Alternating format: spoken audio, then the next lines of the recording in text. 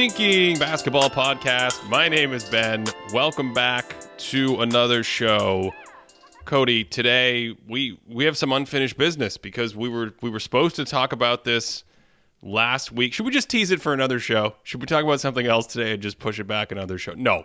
In all seriousness, we had some research that we did for the entire show last week. This is what we're going to talk about. And as is the case sometimes, we, as you like to say, we got lost in the sauce and we started talking about other things.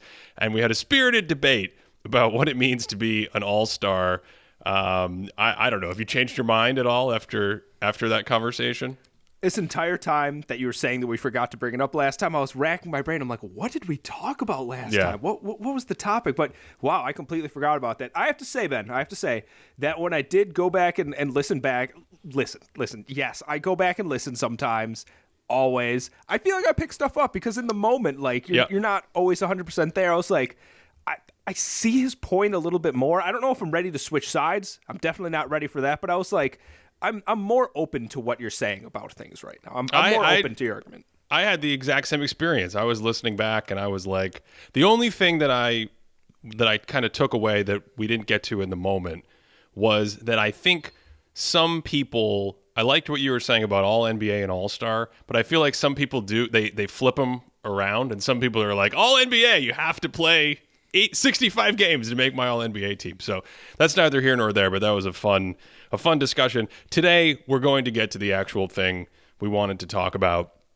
It essentially is the Golden State Warriors. We're going to talk about the Golden State Warriors today. As of recording this right now, the Warriors are they under 500? Aren't they're at 500 or they're under 500? I can never tell with this team. They're 23-24.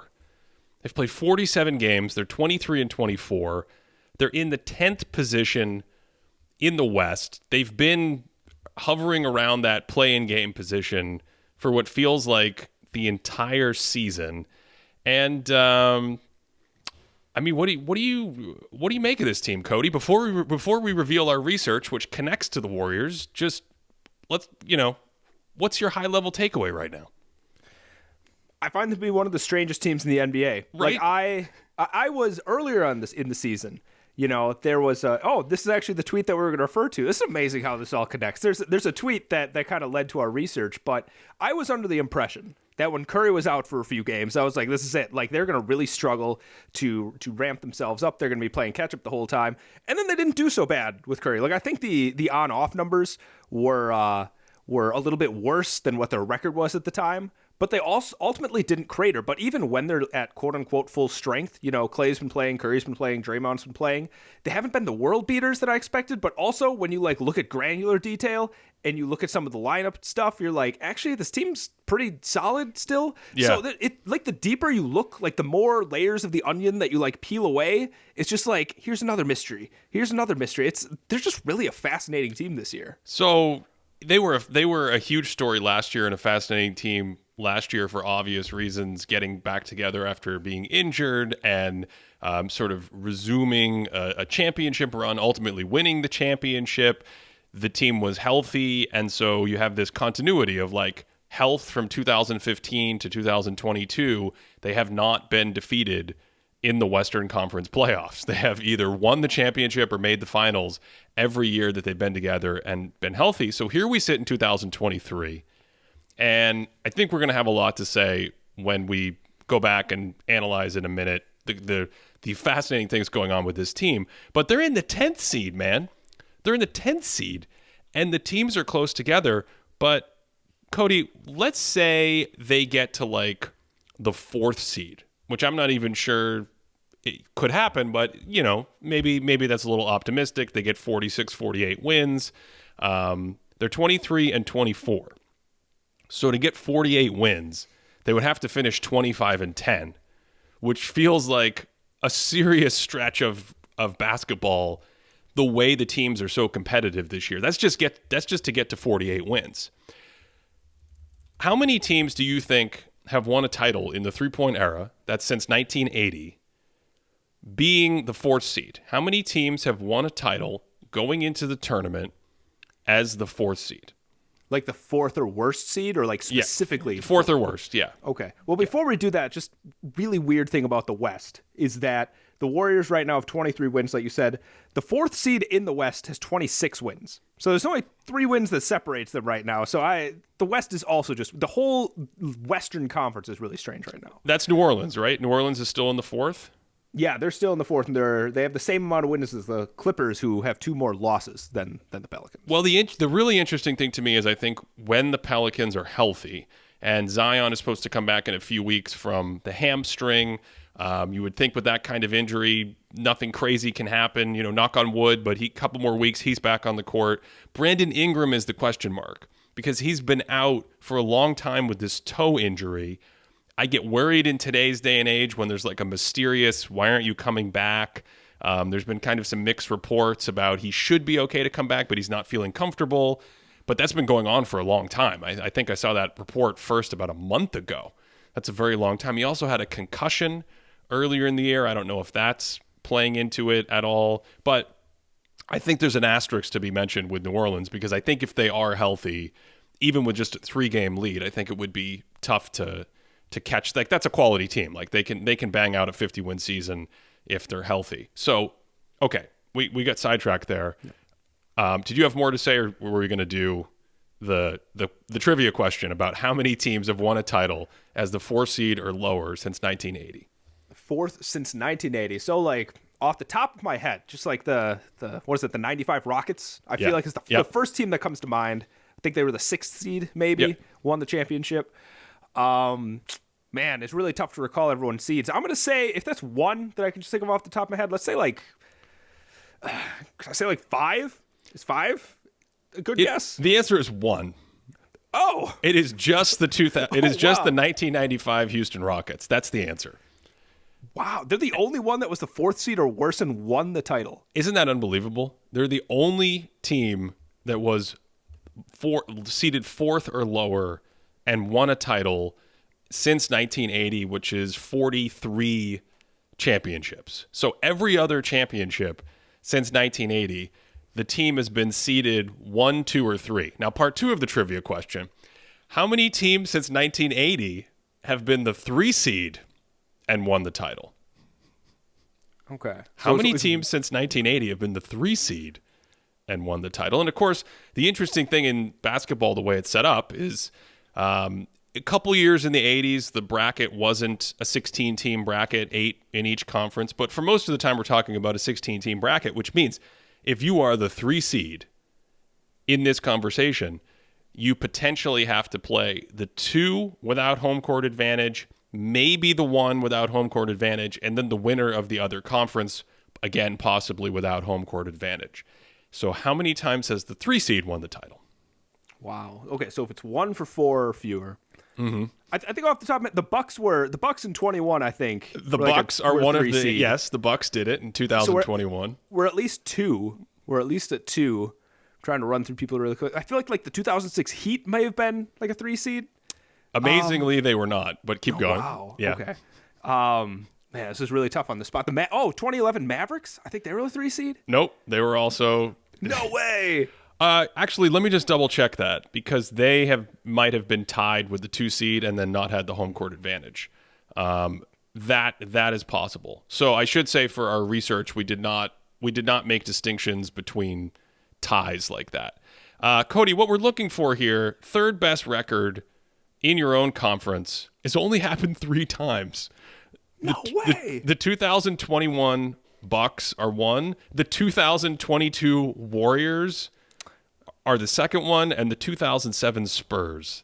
The 2007 Spurs, if you recall, in 2007, the Mavs won 67 games and lost in the first round, and I think the Suns also had a better record than them that year. Just amazing to me that if you don't have one of the 2 best records in your conference since 1980, there's just no precedent basically for winning a championship.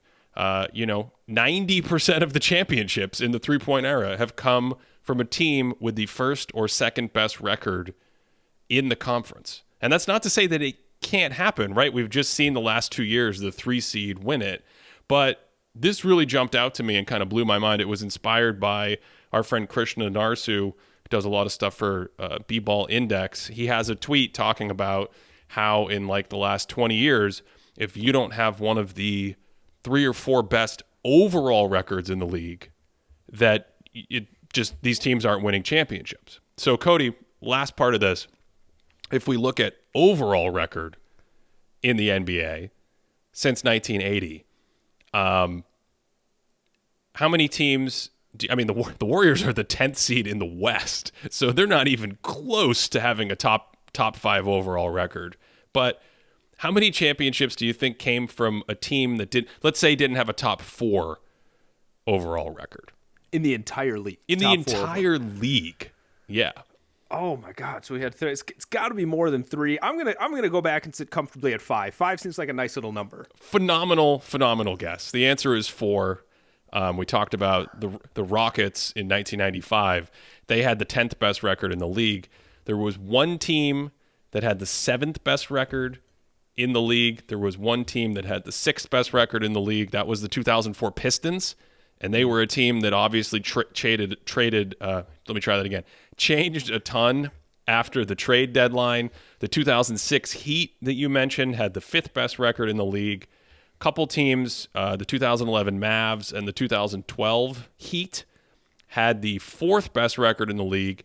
Every other championship since 1980, that's 85% of the titles, the team has had one of the 3 best records in the league. So we're not saying anything groundbreaking. If you've followed my research over the years, you know that in the NBA, the regular season is a good predictor and precursor of the postseason, with a couple caveats here and there. We just mentioned that in the last few seasons, we've had 3 seeds come out of the East and the West and win the title. So maybe because of resting and load management and all the injuries we're seeing, maybe it's more likely to see that now.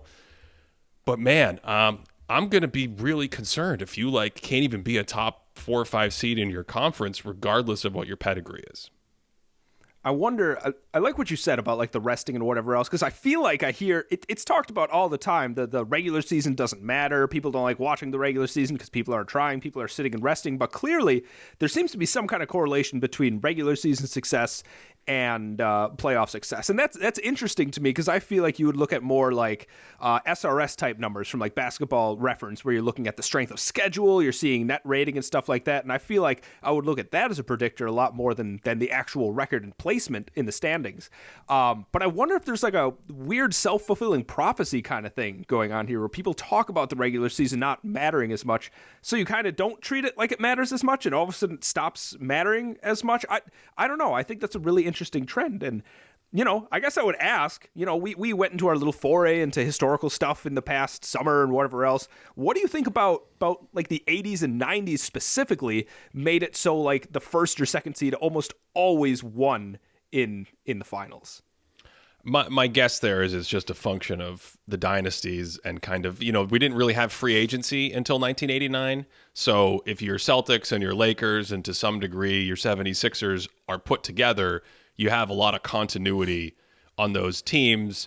And it's hard to just, even before expansion, we had more expansion at the end of the 80s and through the 90s. So you have a 22-team league, and you have your established veterans with the Celtics and the Lakers, and they frankly have 3 or 4 all-star level players minimum. It's hard to have these shifts, sometimes even maybe hard to have injuries, although I don't know if there was as many injuries from night to night. The game now, the way it's played is so hard on your body. So that would be my guess. That was the most stable environment that we looked at when it comes to these teams just kick butt and take no prisoners in the regular season, and they're setting themselves up for the playoffs. As we get to the last few years, Golden State last year, if you remember, when they were healthy and together, they were incredible in the regular season. And the Bucks 2 years ago, they were in a group of teams that a couple more wins and they would have been the 1 seed or something like that. So they were right there. So to me, I still look at the regular season, and I think this is a big indicator for what I'm going to look for in the playoffs. But Cody, man, the big thing bouncing around in my head and I think it relates to Golden State more than any other team right now, is how much does the league changing and growing and evolving not only influence kind of what we see from teams at the top level and how hard it would be for a team like Golden State to just press a button and all of a sudden play pretty well. How much of that explains the struggles they're having in the regular season? By the way, one other thought to interrupt myself for a second time, I think, here in this thought. Like, this was the first offseason we had that was a full offseason, right? We had the pandemic since the shutdown, right? The shutdown in 2020, there was an abbreviated offseason going into 2021, and there was an abbreviated offseason going into 2022. And so this is the first time we've had a full offseason, and a lot of teams we did that Sacramento Kings video that we keep talking about where, you know, teams are picking up and getting smarter about offensive sets to run. All that is to say, the final part of this thought for me, what are the playoffs going to look like? You know, we know they always look a little different. There are some people that say it's like watching a different sport. All the things that happen in the postseason with intensity, with scouting, with shortening the rotations, with the adjustments. But we're in kind of a new era. What's our offensive rating league wide in the last month, Cody? Do we have our weekly update on this? I mean, so our offensive rating, it dropped a little bit since the last time, Ben. It's down to 116.8, a measly 116.8. 116.8. These guys, this shot selection has gone sideways. I think we should stop the league and do a summit, probably an intervention to get these guys back on track. But this is what I mean, right? Like, we don't really know what a postseason is going to look and feel like coming out of a regular season where, like, an average month of offensive efficiency is 117. Will that go way down? Will people tweak lineups a little bit? Is there something slightly different in the officiating that helps the defense and changes some of the tactical advantages that we've seen from all these teams that they've derived? I just don't know what it looks like. And I think that's the last big part of that for me league-wide, and it applies to Golden State as much as it applies to anybody. That's a great call. I'm trying to think. So, offensively, I feel like a couple of years ago, there was a prevailing conversation about offenses in the NBA that they all looked the same. Like, it was very heavy helio ball type of thing, right? Like spread, pick and roll, running all the time. And it feels like we've definitely moved away from that. So would you say that there is more diversity of attack when it comes to offenses in the NBA right now? Do you think that's a fair assessment? Well, I don't know if diversity is the right word, in the sense that, like, a couple years ago, you could point to Harden's Rockets and say they play spread pick and roll and they'll look for switch hunting and go into isolation and everyone stands around and they want to get a drive to the rim or they want to get a kick out for three. And then you watch Jokic and he plays in the middle of the floor and they do a bunch of handoff action. And then you watch Curry and the Warriors and Klay and these guys, and they have a lot of motion and multiple actions and things like that. And then you watch a team like, I don't know, the Celtics, and the Celtics they like to run these like horn setups and get Jason Tatum going side to side action. I think they had Gordon Hayward and Kemba Walker and the Brad Stevens days. I think that was more diversity from team to team to team.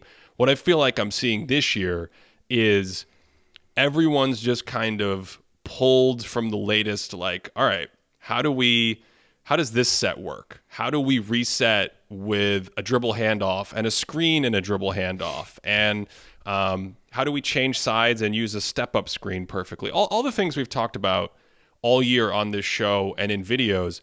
I think most teams have an idea of how to run offenses that way, and especially the good teams. Like, you just tune into the Kings game, and the shot quality on every possession is absurd. Like, I was watching, like, the Celtics and the Magic the other night, and it jumps off the screen when the Magic, who are a youthful team, still in experimentation phases, right? They play these lineups where it's like, oh, Paolo Banchero and Franz Wagner, you kind of run the offense for a little while. It jumps off the screen when they have a couple possessions where they isolate.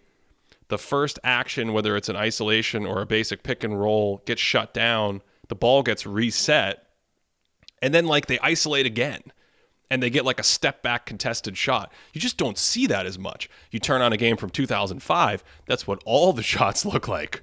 there's just a ton of isolation, a ton of contested mid-range shots. So that's one sort of meta idea for me, is the shot quality around the league on every possession is off the charts. It's higher than it's ever been. And I'm comfortable saying that because the offensive rating is, significantly better right now than what we saw for basically the entire three-point era until the last few seasons.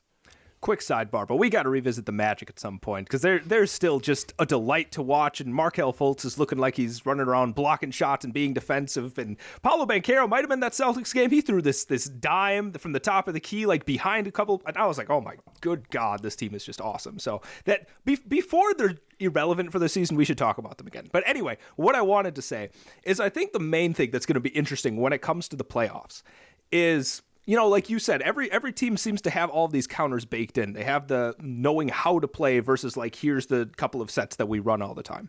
It'll be interesting to see from team to team when we get to the playoffs, if each team like has their own stamp on their offenses, that when a defense, when they sit down and it's like, we need to scheme defensively for this team, if you're able to get granular about it and be like, look, when the Kings do this is how they handle it. We don't have to worry about day to day, like the Kings do it this way. Next time we have to handle the Nuggets. Next time we have to handle the Warriors, et cetera, et cetera. We are just looking at the Kings. And it'll be interesting to see that when you can focus that much and really see if they're doing anything that's specific to them versus how they might be running it on day to day, if that slows it down. And that's the big question. Like you just said, I mean, I'm basically just reiterating what you're saying, but that's the thing that we can't really tell until the playoffs start. So I agree with you. I don't want to rush to the playoffs yet because this has been a really fun season and the West still needs to figure out all of their stuff because, like you said, the Warriors are the 10th seed and the Timberwolves are the 9th seed, and who knows who's going to end up where. But yeah, I think that's going to be a really interesting chess match to watch throughout the playoffs. Well, it's still a really fun season, and the sort of stretch run that you just described is still, to me at least, extremely exciting. But anytime you have a defending champ, I feel like definitely with the early 2000s Lakers, the 2001, the 2003 seasons, kind of maybe the 2019 Houston Rockets. Remember, they were so good in 2018 when they were together. Chris Paul was a little injured to start the year, and they were under 500 for a while, and then James Harden started averaging 57 points a game and got them back over 500. So you have this trend sometimes of like either the previous champion or a team that was very close to being the previous champion starting slowly. And we all, I think for obvious reasons, grant them the idea that like, yes, they have more. They can ramp it up. Things haven't gone well. They've been injured. And the Warriors sitting in 10 is extremely fascinating because their starters and the net rating and kind of performance of their key players has looked very good throughout the year. But the bench has basically been a disaster. A lot of young players in and out of the lineup with experimentation. And they can't win games on the road. And now their latest thing in the last like month and a half or whatever is they also can't hold on to leads, which in general is not something I pay too much attention to, but it's just more of this like, well, when is Golden State actually going to kick it into gear? Like where is the magic? And I don't mean the Orlando Magic. I mean, where is the magic for them to succeed and go forward and actually create a margin of victory and an advantage over their opponents? When is that happening? Is it coming? And if it's not, then no matter what their pedigree is, do we kind of push them aside and say they're not really in the championship conversation this year? So something that I tracked a little bit. I went back to look at the history of this Warriors dynasty to see how they performed. And I pulled the two guys that I think are like the bedrock of the Warriors dynasty, right? I looked at Steph Curry and Draymond Green. What happens when these two are on the court? Going all the way back to 2015, their first championship. When those two were on the court, they played 2,100 minutes together. That's wild, Ben. They played 21 minutes together in 2015. Oh, 2015, 2,100 minutes. In 2015, okay. Yeah. They had a plus 18.5 net rating when they were on the court together. So that is an enormous number. So 2,000 minutes of play, they're outscoring their opponents by 18 points per 100. All right, keep going. 2016, they play 2,400 minutes together. They're plus 19 together. Plus 19. All right, this is a good duo. 2017, Kevin Durant is there. They're plus 18 again. 2,000 minutes. Then we get some injury concerns. They're not playing as much together, but still in 2018, they're about plus 13. 2019, they're almost plus 15. So these are some really big healthy numbers. Like from 2015 to 2019, none of them are below plus 12. Plus 12.7 is the lowest one of them. And then, of course, we have the injuries. Curry plays like 80 minutes or something like that in 2020. 2021, Curry's back. They play together. So they play 1,700 minutes in 21. They have a net rating of 6.4. And if I'm not mistaken, that's the year that they got knocked out in the play-in round by the Grizzlies. They lost to the Grizzlies or the Lakers? The Grizzlies, yeah. They lost to the Grizzlies. Wow. Well, they lost to both. They lost to both. They were the seventh best team in the West. Yeah. You're right. That's what I was confused about. So they didn't even make the playoffs there, right? Plus 6.4. Last year, they win the championship. And again, limited minutes, about 800 minutes together. Those two have a plus 13.6 net rating. All right, so it's right back to what we're seeing around 2018-ish, okay? This year, again, when they're on in 800 minutes, they've played together more this season than last season, plus 6 again. So this indicator, one of these indicators that show how powerful, how thriving this Warriors team is, plus 6 is right around what they were in 2021 when they didn't make the playoffs and couldn't make it past the play-in. And I'm not saying this is indicative of everything. And I know people are talking about, their starters are playing well. And if you look at 5-man lineups, they look great. But when you just isolate these two guys, Draymond Green and Steph Curry, the numbers aren't anything to like freak out about. Other teams aren't looking at that being like, oh, we got to be terrified of the Warriors. So I don't know. That makes me a little bit nervous if I were to be a Warriors fan, looking for indicators of hope, Ben, indicators of hope. Well, there are two sort of big things for me here to discuss with them. One side of the ball is defense. One side of the ball is offense. I know it's groundbreaking. There's no special teams in basketball. Wow. But I think they both plug into everything we've been talking about. So let's start with offense. How about that? Let's start with offense. That's what the people are here for. They just want to watch the offense. Nobody cares about defense. Everyone just wants to see buckets. So let's start with offense. The league obviously is scoring at the most efficient pace it's ever scored at. I would describe that to some degree, just like we did with that Kings video, as the league catching up to Golden State. The league catching up to Golden State. What I mean by that is the more teams borrow the idea that, hey, split cuts are really hard to defend. Hey, constant motion is really hard to defend. Hey, when you pass the ball and cut and go back door and then come out the other side on a baseline exit screen and all that, that's really hard to defend.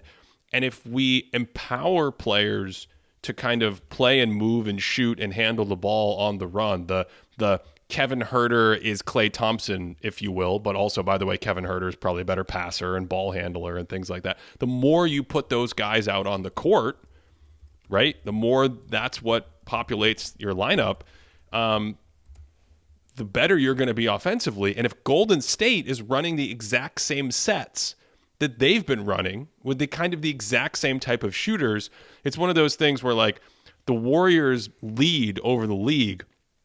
The Warriors' absolute efficiency stays the same, and the rest of the league's absolute efficiency goes up. There isn't the same relative advantage because other teams are kind of coming in and borrowing from what Golden State is doing, but Golden State's doing a very similar thing, if that makes sense.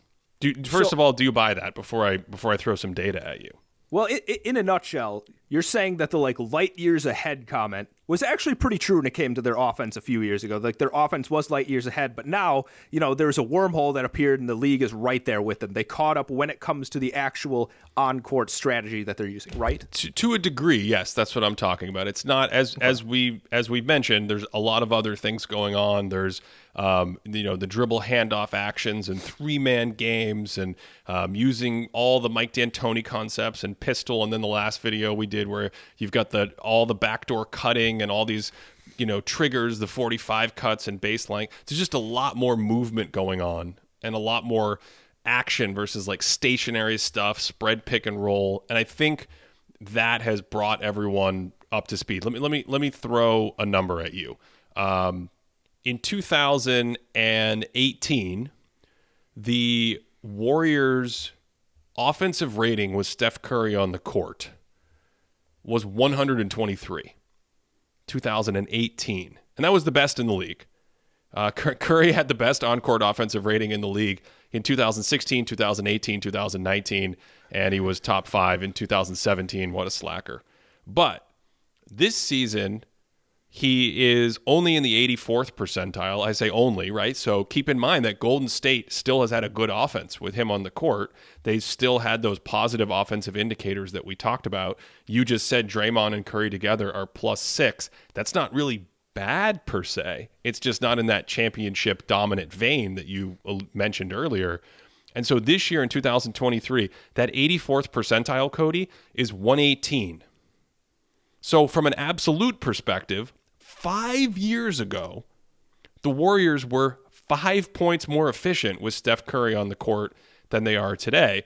The difference is the league average offensive rating in 2018 was like 7 points below where we're looking at right now or something. So I do think there's something offensively to this idea of like the Warriors stuff with the players that are out there is not automatically going to be +10 or 10 points better than the league. So as the league moves up to 117, they just automatically float up to 127 or 128. They're taking the same shots. It's the same shooters. It's still Steph Curry and Draymond Green and Klay Thompson. So that's my thought, and then maybe we can talk about Klay Thompson because I think he's the other big part of this. I don't want to outright reject what you're saying. I think that has definitely an element to what's going on here. I think in some way, like the league's offense is catching up, but I think another key is Steph Curry is 34 years old. He is 34 years old, and I don't know if we were to somehow rank like the best small guard performances in the playoffs of all time. Like we take for granted that Steph Curry looked impossible in the finals at 33, right? Like that is just an all-time performance that we take for granted for a guy that stands at 6'1", 6'2", 6'3", whatever he might be. And so he's older. Draymond Green, definitely older, and he can't shoot like he was able to in the 2016 blip where he was like 38% from 3 and they were just an unstoppable offensive force. But then like you said, I think there are really concerning things. Wish I could use a better word. Really, indicators. I feel like you use indicators a lot. I need a new synonym for indicators. There are concerning indicators about Klay Thompson's performance, and not just from like watching him play, the shot selection that makes you be like, oh my god, dude, like you're taking that shot right now. But you look at some of the like details about where he's taking the shots, how many of the shots he's making, at what percentage he's making them. This is not the same Klay Thompson that we saw 7, 6, 5 years ago. And I think that combination of things, like on one hand, the team just Father Time catches up to you at some point, and I think it's catching up to all of them, not like equally, but definitely it's hitting them in a way that brings them down collectively. But then, like you said, I think the league is catching up, so maybe they would have been up if they were in their prime. Maybe they're putting together a 127 offensive rating. It's probably part of it, but I do think that they're definitely just aging out of their brilliance. Well, I do want to talk about Klay more, but I mean, maybe the way you framed it helps clarify it for me. So let me know what you think of this. When the Warriors came along and just kind of swarmed the league 2015, 2016, you watch them play, it felt like a different thing. The speed at which they get into their actions and the movement and the level of precision with the fans will take offense to that because they throw so many turnovers on their actions. But it's like Draymond Green, Andre Iguodala, Andrew Bogut, they're out there just diming up these guys left and right. Backdoor cut, pull up 3, Klay Thompson on the curl, Klay Thompson in the corner. Klay Thompson's got 37 in the quarter.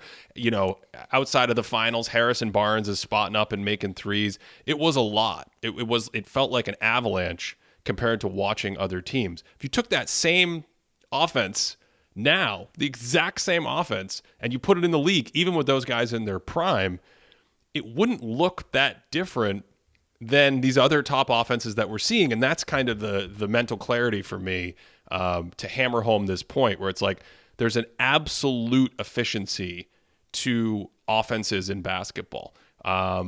I think historically this has come up with like Michael Jordan and Kobe Bryant and players like that. If you're going to take a ton of mid-range shots, even if you're really good at hitting like 50 or 52% of them, you're going to have a slightly different shot diet if you want to hit this like 67% true shooting that we're seeing. What's Jokic at? Is he at 68%? I mean, Kevin Durant, 65%. Like, you're going to need efficient threes. You're going to need more free throws because it's just almost impossible to be that good of a shooter from the mid-range.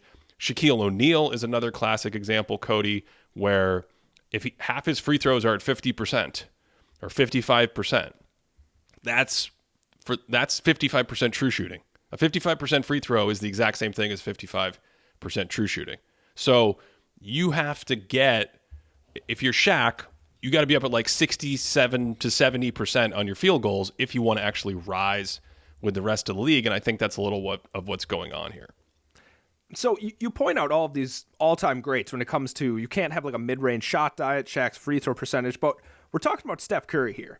Like, Steph Curry is, captained probably the best regular season offensive season we've ever seen. Like, literally 1, 2 top 5 offensive players ever, however you want to look at it, as absolute peak. And in 2016, he shot 50% on his wide open threes. So I'm saying, how do you go higher from there? That's my point. Yeah. I genuinely don't know. And I think a big part of this, too, is I think you and I are in agreement that defenses aren't necessarily worse than they were 6 years ago, right? So ultimately, I guess you're right, but it's also hard to say that while also looking at the Kings having like a last month offensive rating of like 127 and being like, yeah, Steph Curry prime team couldn't lead his offense to better than that. So I don't know, Ben. That's an interesting point. Let's stick with the Kings for this comparison because I want to talk about Klay Thompson. I posed this question to the group the other day. Would you rather have Kevin Huerter or Klay Thompson right now on offense? I feel like the answer is Kevin Huerter. I feel like the answer is Kevin Huerter.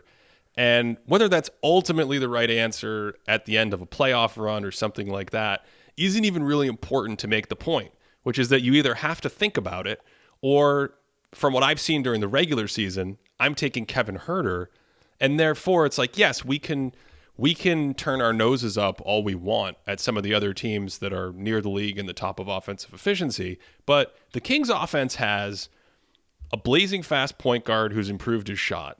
They have like a Jokic light dude. They have a Klay Thompson facsimile in Kevin Huerter. They literally have Harrison Barnes, the same player from the 2015 and 2016 teams, although I think he's a better shooter now, years later in his career. Malik Monk is a flamethrower and kind of a pseudo movement, I can handle the ball guy.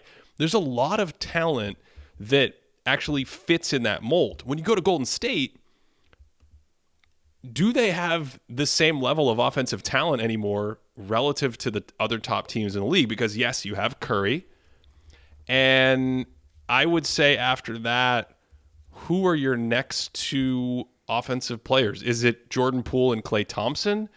Would you include Andrew Wiggins in there? If you include Andrew Wiggins in there, it's a very different kind of offensive player. Mid-range, isolation, offensive rebound, slash, finisher, can hit his open threes, but not the same kind of guy who's going to do stuff with the ball and move around a ton and things like that. So, and then after that, you're talking about like Draymond Green, who's probably a negative to a lot of people on offense at this point, Kevon Looney, the other players you expect to see in the rotation in the playoffs, Dante, I was going to call him Dominic for some reason, Dante DiVincenzo. Like, you see what I'm getting at? When you actually start to look at the talent, who's their second and third best offensive player, and how does that compare to the other top teams? So on one hand, you have Curry, who's, Steph Curry. He's a few years Curry, ago, we're talking about one of the greatest offensive players ever. But when you look at the collection of talent, like you just laid out that case for the Kings. And the fact that, like... Well, that's just the Kings. We could do... Yeah. Look at New Orleans as top three. They have Zion Williamson, Brandon Ingram, and C.J. McCollum. I mean, it's just like when you start to break it down like that, I'm a little concerned about the offensive talent. So go ahead. You had more. I jumped in.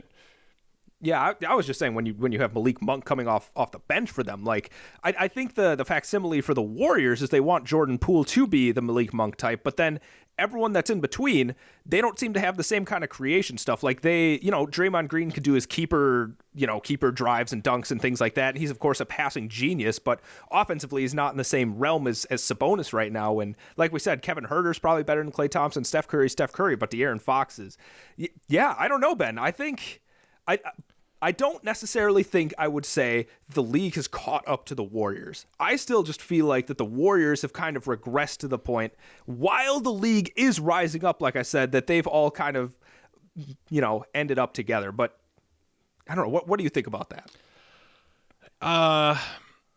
I don't know beyond what we've talked about already, but just looking up Klay Thompson here, Curry, in our Klay Thompson, sorry, in our what is this called? Our database that we have for Patreon subscribers at patreon.com/thinkingbasketball. I can't put together a sentence today, Cody. I'm sorry. Klay It's a Thompson. tough one today. It's a tough one today. I'm with you there. Klay Thompson, his offensive box plus minus in our model this year is in the 55th percentile. He is a little better. He's like in the 70s in some of the other one number stats that we have up there. But I mean, when you look at the rest of the Warriors, Jordan Poole kind of hovers in that very same place, like 55th, 58th percentile in our offensive box plus minus. And then just to stick with the Kings, like in that very same stat, Kevin Huerter's in the 78th percentile. So that's where I kind of wonder. Now, let me add one more point to the offense. Oh, sorry. Did you have something you want to jump in on? You know, I kind of thought, I coherently thought of a point I was trying to make with the Kings early. I was trying to get to it at some point. Then there was a disconnect. The bridge has been built then. We're there now. What I was going to say about the Kings, not just like absolutely saying that they have better offensive players, but when I think about the Warriors, I'm just like, where is the offense coming from? Right? Because there's a lot of different places the Kings can do it. And especially having somebody like Sabonis just opens up a lot of doors because, you know, I think Kevin Huerter, at least right now on his own, has more creation chops than Klay Thompson. But you put him next to somebody like Sabonis and it's kind of like a synergistic improvement. I don't see that kind of synergistic improvement with the Warriors because right now you have, you know, Curry obviously can create his own offense. You imagine Poole can create his own offense. You know, he has his flashes. But we also saw in the playoffs, he's not getting sustainable minutes all the time, so where you can trust it to a point. But beyond that, Ben, like, where do you run the offense through? Like, what do you do? Like, Andrew Wiggins isn't necessarily a guy you want creating for everyone else, and Draymond Green, like we talked about, is probably a negative when it comes to his scoring woes and whatever else. So just like the different avenues for even starting an offensive possession, there's fewer of them, much less even talking about finishing, which the Warriors might, you know, they have good play finishers, but it's the play initiation that seems to be the biggest concern for me. And maybe that's part of the league catching up to me because I feel like this year more than ever, Klay Thompson's lack of ball handling or sort of like penetration, that threat to have a live dribble in some of these actions and then break down the defense and pass and create hurts this team more than you watch these other teams. And it's like you get late in the clock and you have a third or second action or something like that. And it ends up in a guy's hands who can play off a handoff. He can play off a ball screen. He can get into the paint. But Klay, of course, this year, he just drives less and less as he gets older. He's coming off of devastating injuries. I think he's done an amazing job. We all probably admire his comeback over multiple years for really, really, really challenging injuries to come back from. But his shot selection, just how quick he is pulling the trigger on some of these threes and long twos. And then it's a subtle thing, but directly to your point, when that play breaks down and when you get to the end of the possession and he ends up as the one with the ball, it's like, I don't feel like they get many good shots or the quality of shots, I should say, isn't as good as you'd want in that position, especially if that guy's like your second or third best offensive player. And it's the same kind of thing as Andrew Wiggins, where I think these two guys can hit tough shots, but it's not to a high enough percentage where it's worth it. And beyond that, they're not really going to contribute much more on ball. Let's talk a little bit more about Klay Thompson, because you talk about the off the bounce creation. And, you know, I pulled some numbers that really stark. Like when I pulled these, you know, when I watch Klay Thompson, I don't know if you feel the same way, but generally when I watch him, I'm like, man, he is just firing away. Like, is that your first impression when you see him? Yeah. So, you know, his 3-point attempts per 100 is the first thing I checked out because I'm like, I feel like he's shooting a lot more threes. You know, around 2015, 2016, he never hits 12 threes per 100 possessions. He's always between 10 and maybe like the high 11 point something rather. Comes back in 2022, he breaks 15.2 three-pointers per 100 possessions. This season, 14.8 per 100 possessions. Almost like three-pointers per 100 possessions more. And you might be like, Cody, is this the new NBA? Like, don't we want one of the best three-point shooters of all time taking more threes? You know, maybe that sounds good in theory, but when you think about the other kinds of shots that's being taken away, the kinds of shots that might actually be opening things up for the offense, it can actually be a detractor to start shooting some from there. Because if you look at his rim frequency, the percentage of his shots that he took at the rim, 2015, 19%, 2016, 20%, 2017, 17%, right? We're in the healthy, like, teens, 20-ish. And what is it now? In 2022, 8.7%. 2023, 7.6%. Yeah. So we're talking more than half. Like less than half of the attempts at the rim that he was getting in like the 2016, 2017 range. And when you're not driving to the rim, when you're not getting those kinds of opportunities, that means you're not opening up kick-out opportunities, you're not drawing defenses, you're kind of letting them off the hook by not taking people off the bounce. So to me, that is the most concerning statistic that I see when I think about Klay Thompson. Yeah, it's just part and parcel with what we're talking about. There isn't that rim pressure. I pulled 2016 where even his style of play back then, you're not thinking of a guy who has the ball and puts a ton of pressure on the basket and things like that. But he did take about 6 drives per 36 minutes and finish them with 53% true shooting, and that's above average in both categories. If you look at this year, he's under 6 drives, and he's at 41% true shooting on his drives. That's in the 10th percentile in the league. So it's just not something that's really that big of a part of his game anymore. And similarly, you mentioned rim attempts. We have a stat that we keep track of on our board for Patreon subscribers. It's the amount of offense that comes at the rim and from the free throw line. And in 2016, that was 1/4 of Klay Thompson's offense. Still only in the 16th percentile. It was never part of his game. But man, Cody, 7 years later, this season, that number is down to 12%. As you said, another halving, and that is at the very, very bottom of the league. He is in the 1st percentile in that category. So your eyes are not tricking you when you see him quickly gunning a ton of shots from the outside, because he's just not getting in and touching the paint and breaking the defense down. Last thing I want to talk about here is the defense. We segued, nicely there. Oh, you have one more thing. One more thing about the offense, because I do. Do you want to talk about turnovers at all while we're talking about offense? Because I think turnovers, unless this ties into defense. No, I think that's the defense. That's the defense part. Yeah. Oh my goodness, Ben, keep going. Well, no, I think that's part for the defense, because last season, if you go back to the video we did on the Warriors, there's a couple things that jump out to me. The first one, since we're here, is the fact that the defense helped the offense, meaning you have this great elite defense. It creates stops and turnovers. What's the most efficient offense you can get? It's off of live ball turnovers and misses that get you out against a defense that isn't quite as set. You get cross matches, things like that. Last year, I think 40% of their offense came after those types of stops on defense.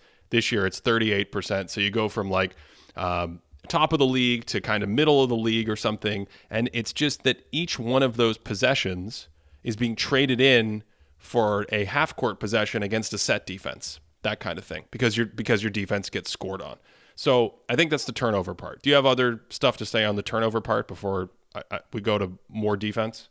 I mean, just the fact that they're at the top of the league when it comes to bad pass turnovers per 100, like literally they create the most turnovers off bad passes. And then when you look at the amount of points that people score off turnovers, they're second in the league. The only team that teams score more off turnovers against is the Rockets. And, we haven't talked much about that. That's not a good sign. Yeah. Go listen to other people talk about the Rockets. We're not going to do that here. But it's not good because, like you said, it's a double-edged sword. You're giving people the most efficient offense, and then you let them establish their defense. It just hurts you on both ends. You don't want to be lumped in with the Rockets. That's not a good sign. But I think the other big thing with the defense to me is last year they were so good when you were stationary. They were so good if they could get in their shell where everyone's in the right position, boxes and elbows, you kind of know where to rotate. The ball goes to one side of the court. Everyone knows, okay, the low man, he rotates over, and we've got all our communication. Everything's all buttoned up. Cody, this season, fewer teams are running that kind of offense. This season, we have more shooters on the court. We've got more movement. We've got more three-man stuff. We've got more dribble handoff. So the Warriors' defense can't be as stationary and can't be as set, in addition to the fact that they're a little older. I think Klay Thompson's defense has actually looked really strong for Klay Thompson in the last month or so of the games that I've seen. Andrew Wiggins has been injured. I would expect him to be right where he was last year defensively. Draymond Green's conditioning maybe isn't what it was last season. Maybe he's a little bit like a touch older in terms of reacting a little more slowly to plays. But I think the other part of this defense thing is just what we said for the offense. Like, the league makes it harder for the Warriors' defensive strengths to take hold this season like they did against, most of the league last season. What do you make of the fact that last season the Warriors had Otto Porter Jr. for over 60 games, had Gary Payton the second for over 70 games, and Juan Toscano Anderson playing? Like, do you think, I mean, obviously that affects their defense, but do you think that they'd be able to be more responsive to the offense of this season if they still had those three players? Yeah, I do. Just like what we said earlier, if Curry and Klay were in their prime, I think they would be better. If you had Gary Payton, I think you'd be better. But it's all degrees, right? So the league catching up bumps your relative advantage down a little bit. It's another point or two off of your advantage that you have over teams, off of that margin for error. Then being a little bit older or something, or an injury, bumps you down another point. Not having Gary Payton, that might be another point. So it kind of adds up. And I think we should say that both on offense and defense, maybe this is a good place to wrap up, both on offense and defense, the signs have been there for the Warriors, which is why I just don't entirely know what to do with them yet. I feel like I have a lot more clarity on, like, okay, this is what's happening with the league. This is where they were last year. I kind of have a better understanding of how I feel about them, but it's not good. It's pretty pessimistic. But at the same time, let's just look at defense. With some of the injuries they've had, their defensive rating in the last month is 3.5 points better than league average. Right? They're like a top 10, top 8 defensive rating in the last month. Offensively, we already talked about how, despite not being the best offense in the league anymore, or looking like it, when those starters are out there, even with the limitations we talked about, you still have Steph Curry. You still have the shooting of Klay Thompson.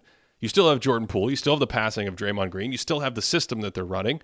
So that's looked like good enough offense. Can you put those things together at the same time? And I don't know how you feel after this conversation, but that's kind of where my head lands. It's like Golden State to me is better than their record, but they're also not as good as they were last year when they were healthy. And somewhere in between, where does that leave them? Does that leave them as a fringe playoff team? Does that leave them as a fringe title contender? I don't quite know where the in-between is, but that's what it feels like to me after kind of really diving into this in the last, few weeks. So I think my response to that is it's a little bit complicated, because I remember going, I think last year when we started talking about the inner circle of title contenders, like the Warriors were very solidly in for us, if I'm not mistaken. Like we had 4 teams and the Warriors were one of them. Oh, you mean, oh yeah. I mean, yeah. even I think even before we did that show, just right out of the gate, that's why we were scouting them so heavily in the fall. We were like, Golden State looks like the best team in the league. Yeah, absolutely. Yeah. And then when we started the finals, I was pretty adamant that they were going to win. Like I was on the Warriors got this in 6 train. I think they're clearly going to take it because of, a few different advantages. I think they were really rolling in the playoffs. So when I say I'm a little bit lower on them, I'm lower on them relative to how I felt last year, where last year at this time, I'm like, this team is like the cream of the crop. I don't see many teams being able to stop them. They're in the inner circle. So maybe I'm a little bit more pessimistic walking from this conversation, because I think it's a lot nicer when the laundry list is smaller, right? Like your Sunday afternoon is just easier when the only thing on there is like prep your chili for the week, Then you can go about the day. It's like, I got all my chili fixings. I'm throwing it all together. This is all I have to accomplish. You're cooking right now? Yeah, but here's the thing, Ben.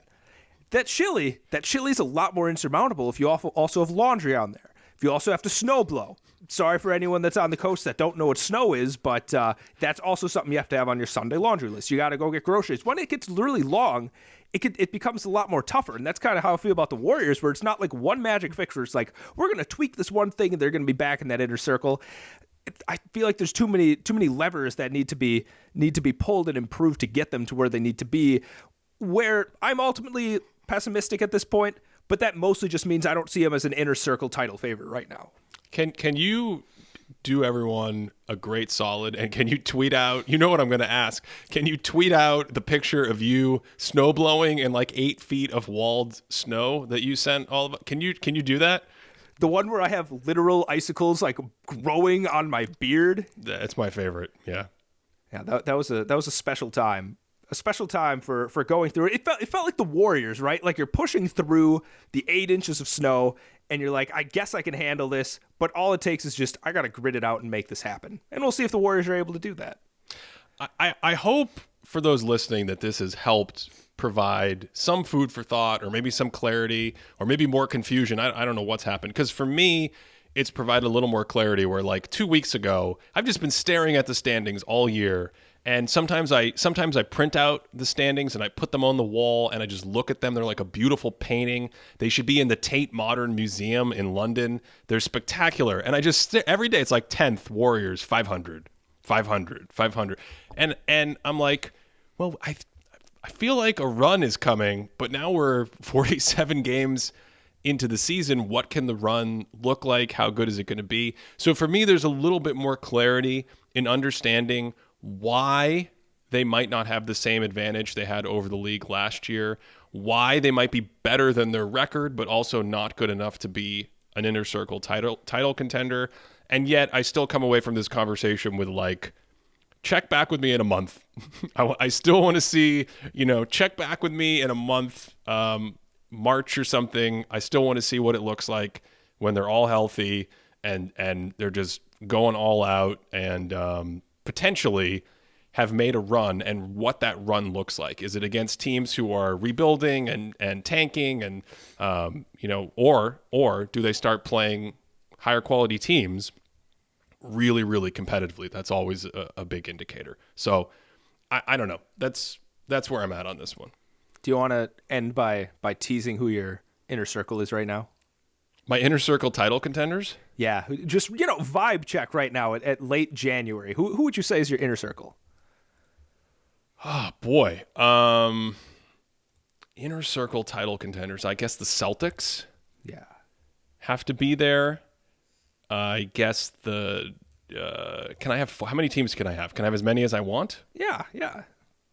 Let's invite everyone. Then I will say one of the 30 NBA teams will win the championship this season. Celtics. Okay, I'll say the Celtics, the Nuggets, the Nets, and I want to stop there. I want to stop there because we've talked about this before. Like I really kind of want to put Memphis there, and Milwaukee would be the other one, I think. But I'll just say those three just for the spirit of your question. What do you got? The Brooklyn Nets being in this conversation is the biggest just plot twist that I did not see coming this season. Just not at all. I mean, we lambasted their defense last year, and I think this is the first year I was finally like, all right, there's no way I'm trusting this team anymore. I'm over the whole, did you see how scary they looked in 7 games against the Bucks thing? And I jumped off the train a little too soon. They look fantastic. They look very good. Very good. We've talked about Nick Claxton. They're going to get Kevin Durant back. They got a ton of shooters out there, which is hard to guard. They'll still have to kind of put that together with like, can you have how many Seth Currys and Joe Harrises can you have out there in the playoffs and also have this level of defense? But I think at this point, Cody, I got to include them. I have to include them. Yeah. Is for Milwaukee not making it, is it just like what's going on with Chris Middleton? Yeah. I don't know what to make. But what would you do? What would your inner circle title contenders be? Would they be the Bucks and no one else? I don't. You are wearing a Fear the Deer T-shirt today, I believe. Is that correct? Absolutely am. Yeah. Can you show everyone on YouTube this? Look at this. Oh, look at that symbol. Beautiful monochromatic outfit. I love it. Really, you know what a groutfit is, right? I do now. Cody told me right before recording. Let's end the show. To support this program, check out patreon.com/thinkingbasketball. That's where you can find the stats we alluded to in today's show. Patreon.com/thinkingbasketball. We just had a great one, our monthly Q&A. It's a live Q&A with our Discord community. Tons of great questions and conversation topics that we don't get to hit in podcast. Patreon.com/thinkingbasketball. That is it for this one. As always, thanks for listening all the way through. And wherever you're listening, especially in the Bay Area after today's show, I hope you're having a great day.